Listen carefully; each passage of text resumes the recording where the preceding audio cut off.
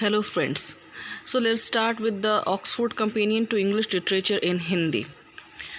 Friends, Absalom and Achitophel, an allegorical poem by Dryden published in 1681. तो ये poem allegorical है और रचयिता कौन है इसके? Dryden. A mock biblical satire based on 2 Samuel 13:19.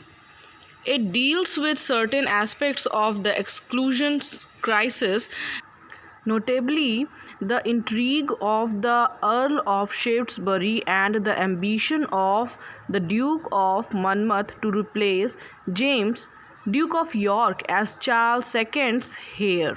Means ये एक बिब्लिकल सटायर है जो कि दो सैमुअल्स पर बेस्ड है. जाते 13 पहला है और दूसरा 19 है. और ये किस चीज़ से डील करता है, इसमें क्या बताया गया है? Certain aspects of exclusion crisis. Exclusion crisis means this is related to Charles second's brother James Duke of York. ये किस चीज़ से रिलेटेड है? चार्ल्स सेकेंड का जो भाई था ड्यूक ऑफ यॉर्क, जिसके किसकी रेन में था ये सब? चार्ल्स सेकेंड में, जो कहाँ करा जाता? England, Scotland and Ireland. और उस समय उसके भाई से रिलेटेड ये प्रॉब्लम थी, एक्सक्लूजन क्राइसिस के नाम से जिसको जाना जाता है. Notably the intrigue of the Earl of Shaftesbury. और ये इसमें इन्वॉल्व कौन था? अर्ल ऑफ शेफ्ट्सबरी की साजिश और साथ में ड्यूक ऑफ मनमथ. इन दोनों की साजिश और महत्वाकांक्षाओं से के कारण ये एक्सक्लूजन क्राइसिस हो रहा था.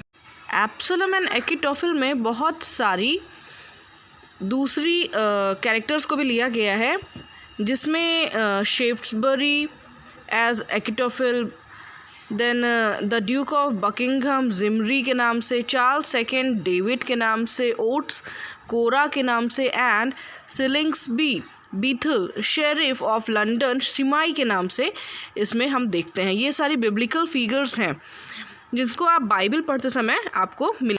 The poem concludes with a long speech by David, vigorously but paradoxically affirms royalist principles and asserting his determination to govern ruthlessly if he cannot do so mercifully. मतलब ये पोएम ख़त्म होती है एक long speech के साथ जो कि डेविड के द्वारा दी गई है, डिलीवर की गई है विगरसली बट पैराडॉक्सिकली. वो कुछ बहुत ही ज़ोर शोर से कह रहा है, लेकिन जो भी कह रहा है वो बहुत ही पैराडॉक्सिकल है, मतलब विरोधाभास से भरी हुई बात वो कह रहा है. फिमिंग रॉयलिस्ट प्रिंसिपल. और ये जो भी बोल रहा है वो रॉयलिस्ट प्रिंसिपल्स हैं, वो राज दरबार या राजा के फेवर्ड हैं, जो भी राजा के अकॉर्डिंग बोली जा रही है. And asserting his determination to govern. और वो चाहता क्या है? उसमें गवर्न करना चाहता है इंग्लैंड, आयरलैंड, स्कॉटलैंड को रूथलेसली. या तो वो बिना किसी के दबाव में ये काम करेगा और या तो वो मर्सीफुली करेगा. इन द सेंस अगर वो मर्सीफुली नहीं कर सका तो वो इस काम को बेकाबू ढंग से करेगा, अपने मन से करना चाहता है. In 1682 a second part appeared. Absalom and Achitophel का एक सेकेंड पार्ट भी आया, mainly written by N Tate. Okay, ये एन टेट कौन है? ये है नाहम टेट. ओके, पोइट लॉरिएट थे 1692 में, इनके द्वारा लिखा गया है. However, it contains 200 lines by Dryden. फिर भी इसमें कह रहे हैं कि कुछ लाइंस जो हैं 200 लाइंस करीब ड्राइडन ने भी लिखी हैं, in which he attacks 2 literary and political enemies. 2 literary और पॉलिटिकल एनिमीज़ को वो अटैक कर रहा है.